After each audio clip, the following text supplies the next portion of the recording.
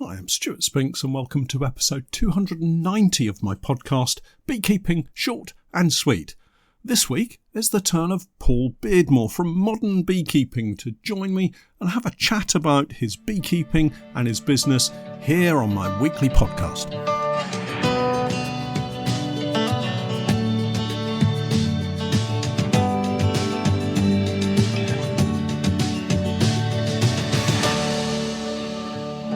Beekeeping Short and Sweet, a beekeeping podcast for the inquisitive beekeeper with a short attention span. A beekeeper, in fact, just like me. Today's podcast is sponsored in part by Healthy Bees, Heavy Hives, a new book on beekeeping today with a focus on helping you maximise your yields and, hopefully, increasing profitability in beekeeping, featuring clear diagrams and beautiful photographs that complement a relaxed and humorous writing style which is both enjoyable and informative to read. Available now at Northern Bee Books, Amazon and all good bookstores both online and in your high street. You'll find links in today's podcast notes.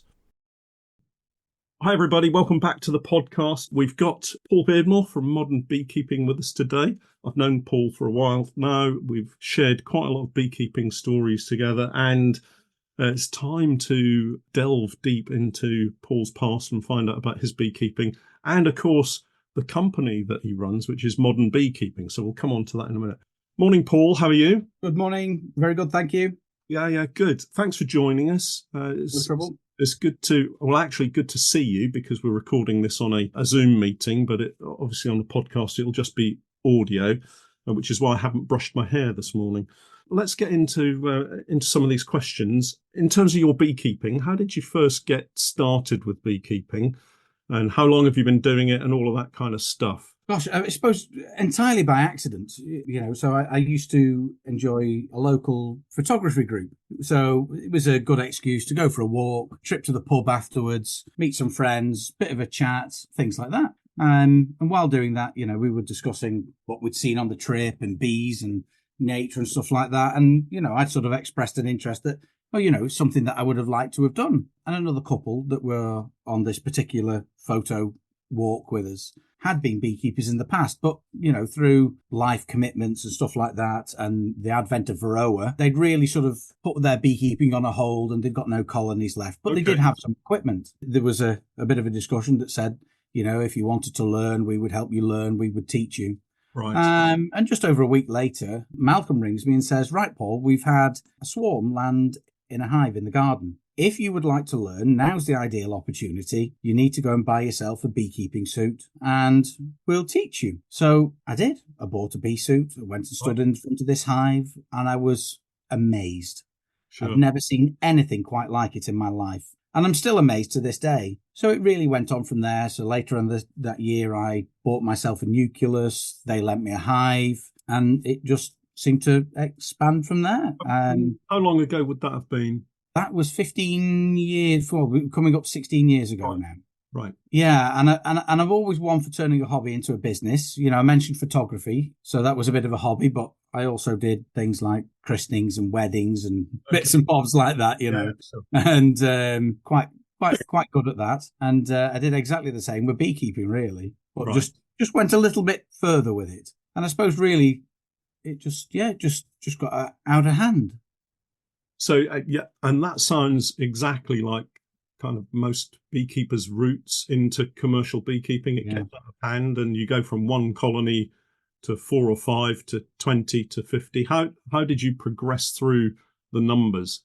Well, pretty much exactly like that, sort of first year with a nuke, the nuke wants to swarm as it grows, so you split it. But instead of splitting, Malcolm and Janet had been sort of done this sort of semi-commercially as well. They'd run up to, 50, 60 colonies, something like that. Okay. They moved their colonies to rape, to heather, to, spring, to summer crops where they could.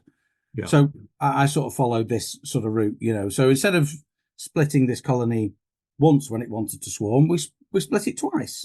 Okay.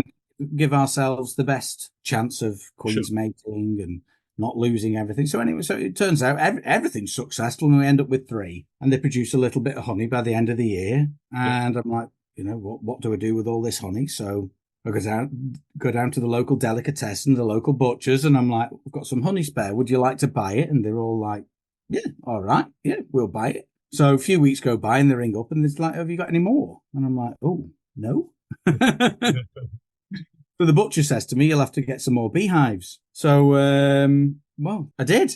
Right. The following year, we, bought a few more hives and split colonies and learnt a little bit more about it and where it would go. And it was just really that sort of more addictive nature of the hobby that, you've got more, you've got all these beehives. There's always something to do. There's always something to look at. This is interesting. Yeah. It's such a big subject, beekeeping, and it can go on and on and on. It allowed for that sort of growth and that addictive nature of it, And not content with being busy with the bees, you've then moved into a different area of beekeeping, which is selling equipment for beekeepers. So yeah, you kind of stepped out of the honey production a little bit and moved into selling equipment. So how did that come about? Again, like the beekeeping, pretty much by accident.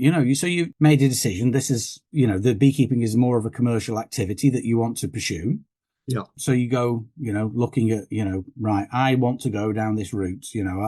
I'd bought a polyhive and I wanted more polyhives, and we chose Langstroth because it seemed to make a lot of sense. A Langstroth polyhive was about the only polyhive on the market in the UK when I first started this. So, I'd made that decision and I thought, well, how do we make this easier? How do we make it cheaper? And I thought, well, you need to buy in bulk direct from a manufacturer. Yeah. So that's what I did. And then when I got the quote through and the equipment arrived at my doorstep, I was like, these seem like there's a nice little margin in these that, I could sell some on as well. So yeah, we did. I bought much more than I ever needed. And within a couple of weeks, I'd gone from buying this stuff to having a stall at a trade show. So we started to sell the equipment through our Happy Valley Honey website, along with our honey and stuff like that. And I spoke to Modern Beekeeping in the past and Bob, who owned it. And basically, he was looking to sort of downsize his operations, retire a little bit. He owned pick and pack warehouse, basically, with multiple small businesses in it. And he owned some of those small businesses, and he was wanting to get rid of some of them, basically. Right. And Modern Beekeeping was one. I inquired. We agreed a price on the equipment and some goodwill for the business, and here I am. So how would you kind of separate your business now? So you've got your equipment side, you've got your honey production side, which is Happy Valley Honey. That's your honey business. What about bees and queens? Do you dabble? Do you sell? I don't. We did sell queens at one point. Maybe I, look at the volume sold now. Maybe I should have kept at it. But so we used to do like maybe 1,000 queens a year, sell something like that. But it really did get like quite a big job to handle with the honey production, with the kit sales and everything like that. So really, it was one of those things that had to sort of give, and that sort of seemed to be one that took up quite a bit of time. So we put that to one side. We still do a few nukes each year. We work with other beekeepers to sell nukes at times. Yeah. If the demand that I have outstrips my supply, then I've got other bee farmers that we know and work with that will help to supply them. Yeah. So it's honey production and equipment sales is kind of your core business. That's it. Yeah. Yeah. Honey production, honey sales, and equipment sales. Yeah, I would say. You do this all yourself, or have you got a team of people that help you? Yes, there is. Well, it's me, my wife Claire, as part of it. We have Sally, who has been with us 3 years now, I think. 4 years, she's telling me. So Sally's in the background here. Right. So yeah, she's been with us 4 years, and there's a few other people that we've had on and off. So our other current employee is Pete. Okay. So Pete will do all the painting, and he does a lot of the picking and packing, assembling, and stuff like that. Yeah, sure. And currently, how many colonies are you running? Who knows? It's winter shirt. How many would you like to say? Well, I would like to say somewhere there'll be between 120 to 140, something like that. Just on the subject of overwintering colonies, very much like you, I'm kind of guessing at this point in the year as to how many colonies I've got. But actually, because of the bronchitis I've had recently, we were delayed in getting out and checking colonies. And I've been quite surprised, pleasantly surprised, at how many colonies so far, touch wood, seem to be coming through quite strongly. So you might be pleasantly surprised when you finally get out and have a look. Yeah, certainly the same. I had a quick peek at some the other day that had got a lid that was, slightly displaced, and I thought, well, I'll just, it's already moved with the wind. Let's just go a little bit further and have a peek under, and well, I was quite shocked at the size of the cluster on a few of them. Yeah. And there's the usual typical ones where you're like, there's like a cup full of bees there. Something's gone wrong. Sure. But, there's like a pretty decent cluster on a good view. Yeah. Well, obviously, with your modern beekeeping business, that must take up quite a lot of time. And personally, with the videos and the podcast and everything that I do, I find honey production from 100+ colonies is also quite a tough ask, really. There's a lot of work involved. In terms of honey production, what kind of levels of honey production are you getting? So last year we managed, I think it was just shy of 4 tons in total. Yeah, which is pretty good. But I've got to be honest. I've got to say that you are partly responsible for the reason behind the larger crop, and that is the opportunity to take bees down to places like borage and stuff like that. It does yield quite well and does allow for that larger crop, I think. And I think, well, certainly the last couple of seasons we've had drought conditions and then very wet conditions, yet the borage has seemed to deliver in both of those situations. I wouldn't say it's a guaranteed crop, but it's as near as you can get to a guaranteed crop, I think. It does give you the ability to, you have some trust in it anyway. Yeah, that's a good way of putting it. That, even if you got a super of honey, you would, you would still be happy off that. Yeah, absolutely. Going back to modern beekeeping and looking at the website, and I'm sure people will go off and have a look at the website. You've got polyhives and wooden hives available to people? Yeah, so we do polyhives. The polyhives are we're the sole importer of most of our equipment that we sell. Yeah.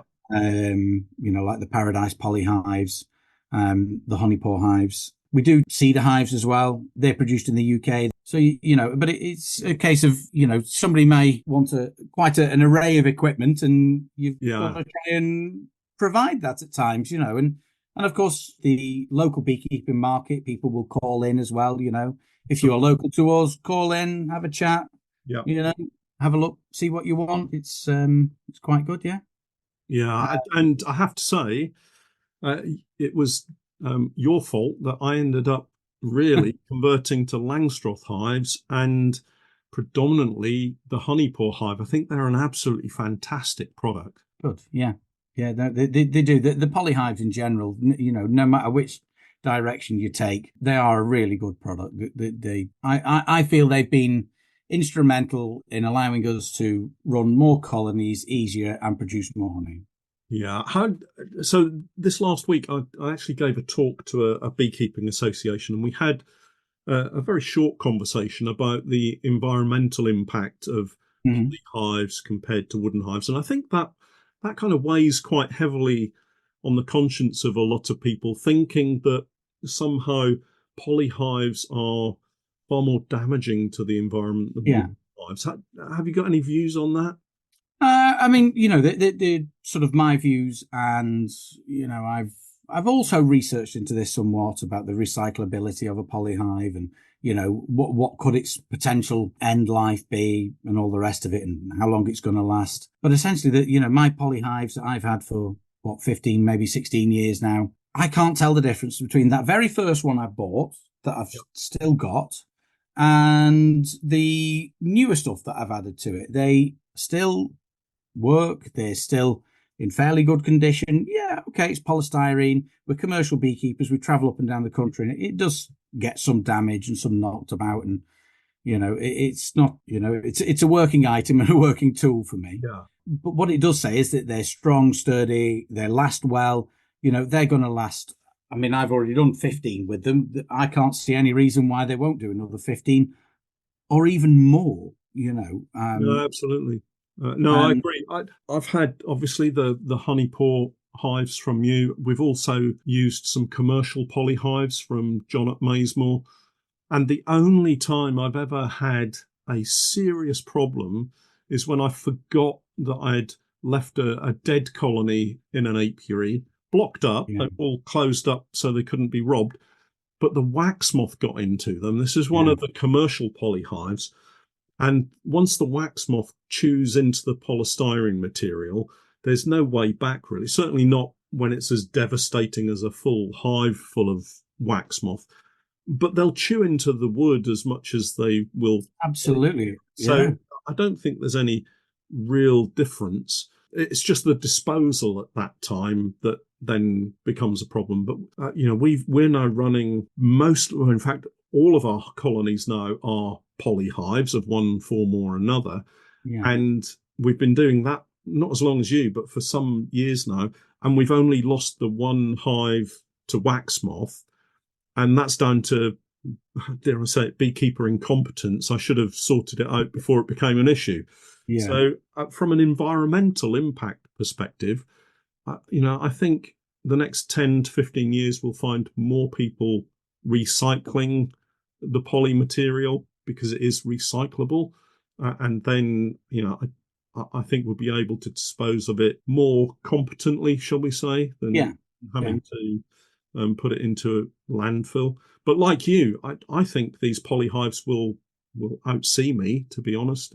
I think I would think mine would do as well, definitely. you just have to take care of them like you would Yeah, any colony, any yeah, other hive, really. yeah. On that subject of hive types, have you got a favourite? You're obviously using Langstroth now. Yeah, I really prefer the Langstroth. I prefer the frames. The frames are just that little bit bigger. The brood area is that bit bigger. I prefer the medium supers because they hold a fair bit more honey than, say, a national super. So I need less. And let's be honest, the price of the box is roughly equivalent Yeah, to a national. So I need less kit for the same amount of honey.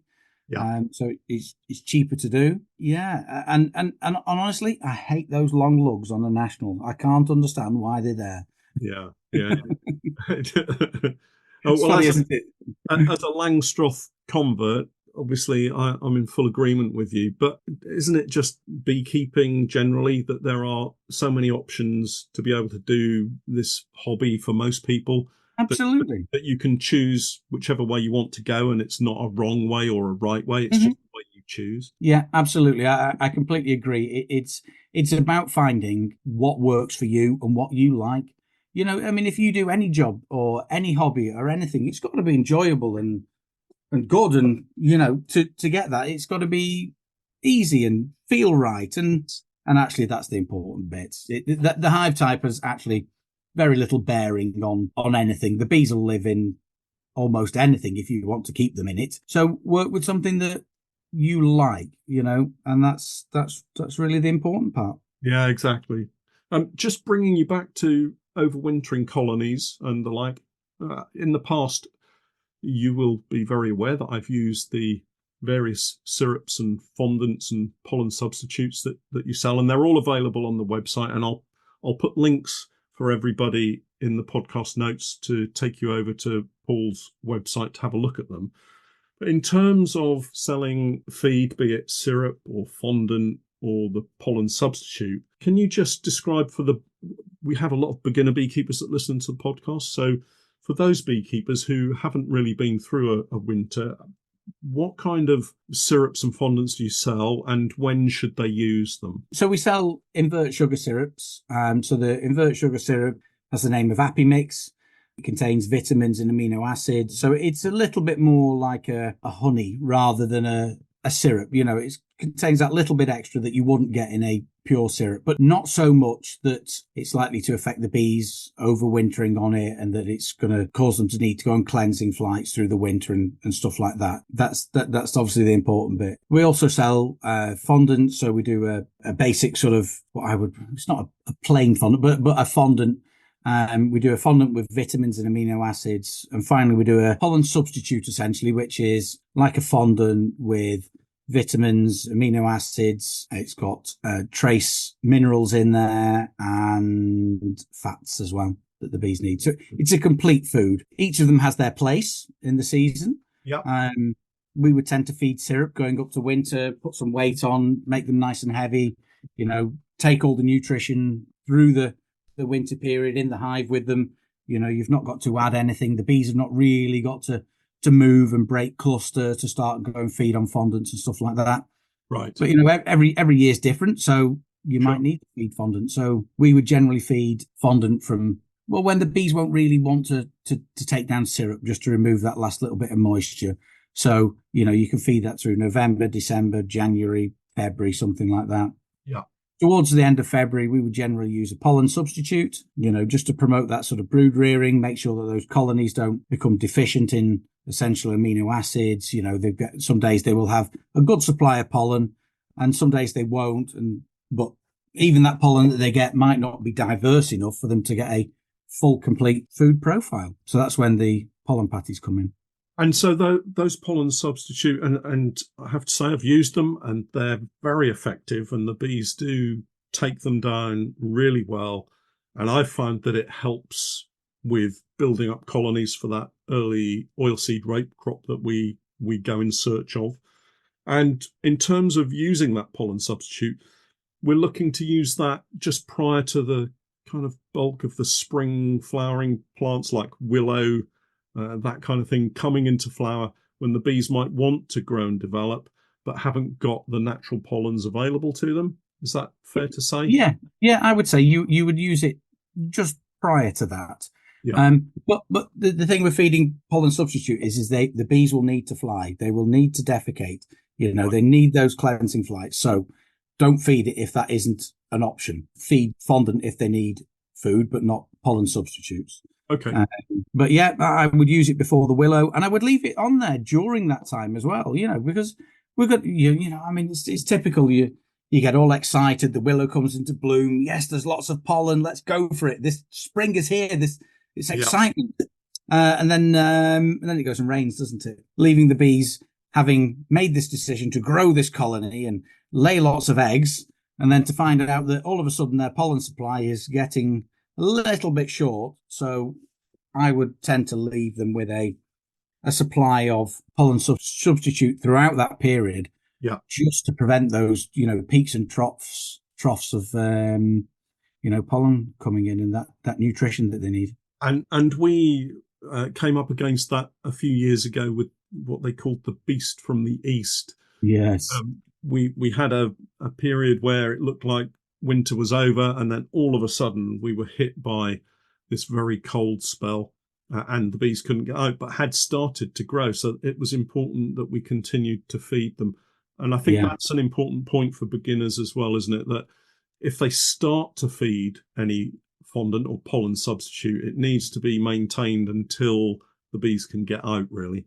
Absolutely. Yeah, definitely. And of course, a lot of colonies won't need feeding at all. So depending on what you're trying to achieve, you might not need to give them any fondant or pollen substitute. So it's again, one of those variables that there's no hard and fast rule, is there? No, it's such a difficult call what to do sometimes. It really is, and it's not like you can't create a formula for this, but you'll look at the weather, you'll see where the bees are at, what do they need some food? Are they brood rearing?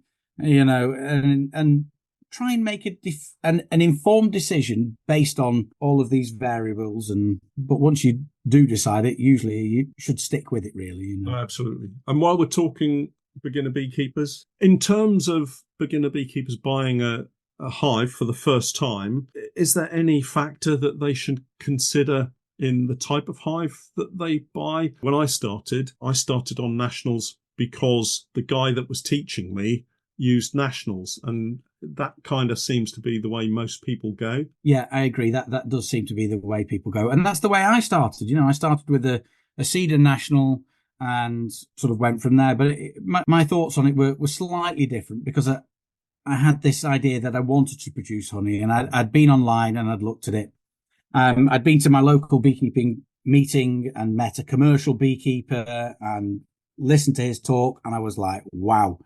So I'd done a little bit of research on that. So, things to consider. You might not really know where you want to go. Essentially, I would say if you're going to make a choice, choose a system and stick with it. It will make life so much simpler. There's nothing worse than having mixed kit and lots of it, from different manufacturers. It's just a big headache, essentially. So that's a really, really important thing to consider, and consider something that's going to last and work and continue to work. Again, I think I've fallen foul of this. I wanted to expand and wanted a few more boxes, a few more hives. Oh, I'll buy this or I'll make so. I think at the time when I was doing it, there was a lot of plywood hives. Yeah. And it was a case of like, oh, these are really cheap. But gosh, what a nightmare they were. So do a little bit of thinking, reading, looking, and consider yourself, consider how fit and healthy you are, how heavy this is going to be to lift, and all sorts of things like that. It is difficult. And then take yourself off to the Modern Beekeeping website and buy yourself some Polly Langstroth hives. That would be my advice. Absolutely. That either Langstroth or National. Both are very good. Both made to the same standard. And both available on the Modern Beekeeping website. Yes. So before we finally finish, and just while Paul is chasing after his cat in the office, I'm going to throw one final question at him, and we're hopefully approaching the end of the winter months that we have. So what top tip would you give beginner beekeepers, well, any beekeeper really, for a successful start to the season? I think we kind of touched on it a little bit with the feeding of pollen sub, but what would you suggest people do to really have a fast start and a successful season? I think feeding is one of those things that's really important at the beginning of the year. If your colony is going to struggle to find feed, to find pollen, depending on the weather, obviously, it's one of those things that's going to either make or break you. Don't let them starve, don't let them struggle, don't let them be in that sort of position where they're surviving but not thriving. I think that's the big difference in it. And I also think, just adding to that, when colonies come through the winter, if they're on the slightly smaller size, then if you do nothing, you can end up trying to recover that colony all the way through the season and not have a particularly successful, stress-free season. Whereas if you can get some pollen sub or even some fresh pollen into them early and build them up, help them grow, then it gives you so much more choice as you go through the season. Absolutely, yeah. I mean, if, like you say, if you do nothing, that this colony will survive, and it might get there by the end of the season, but that is all it will ever achieve. Yeah. Whereas, if they haven't got that foraging force, just bring the food supply closer and make it easier, so you don't have to have the same amount of bees out flying that are essentially probably going to get caught in the spring by some cold snaps. They're going to die on the wing. Make life easy for them. Sure. It makes a big difference. I must admit though, if you those small colonies, sometimes they are, depending on their size, not worth the trouble. Or give them another helping hand. Don't just give them food as well, but also switch positions with hives and give them frames of brood and things like that. That's, and of course, if you've got that available to you. This is one of the things to kind of say for beginner beekeepers is that if you have a couple of colonies and you're overwintering maybe 2 or 3 colonies, and one of them is very small, it's very often the best policy to unite them with another colony at the beginning of the season, because then you can split them later in the spring and have 2 stronger colonies than just trying to nurse through a very small colony. I completely agree. Yeah, absolutely. It is far easier to have one bigger, stronger colony that's going to build faster that you can then split later. And, as I think, as I mentioned right at the very beginning of this, instead of splitting once, split multiple times. Give yourself choice and give yourself, that ability to have, you've got more resources to pull from then, haven't you? Absolutely, yeah. So before we go, Paul has very kindly offered up a little prize to anyone that can answer a very simple question that will be available on his website, Modern Beekeeping. All you have to do is to go over and have a look at his website. The link will be in the podcast notes, as it was last week. Answer this very simple question. So we were talking about fondant and syrup and pollen substitute on Paul's website. There is a page that shows the pollen substitute, and it's available in 2 sizes. And the question, the very simple question, is what are the 2 sizes that pollen substitute is available in? And if people come to your website, Paul, they'll be able to answer that simple question, tick a box perhaps, or just type it in. And we'll set a finish date when the competition will close, and Paul will pull out a name from the hat, and some lucky beekeeper will win a very nice prize from you. Yeah, no trouble. Yeah. Is that okay? That's fine. Paul, thanks for joining me today and chatting about your beekeeping and the business. I hope you have a very successful year. You're going to be at the Beekeeping Show? We will be at the Beekeeping Show, definitely, yes. So thank you for joining me. Don't forget, everybody, to log into Paul's website, have a look at the question, and give him a very simple answer, and you should be in with a chance of winning a very nice prize. Thanks again, Paul, and we'll no doubt catch up soon. Thank you very much, Stewart. Don't forget to check out Paul's website, which is www.modernbeekeeping.co.uk, and also don't forget to check out my website, www.norfolk-honey.co.uk, and for my latest videos and podcasts with more updates, tips and techniques, it's the same Patreon page, www.patreon.com/Norfolk Honey. And remember, I'm Stewart Spinks, and that was Beekeeping Short and Sweet.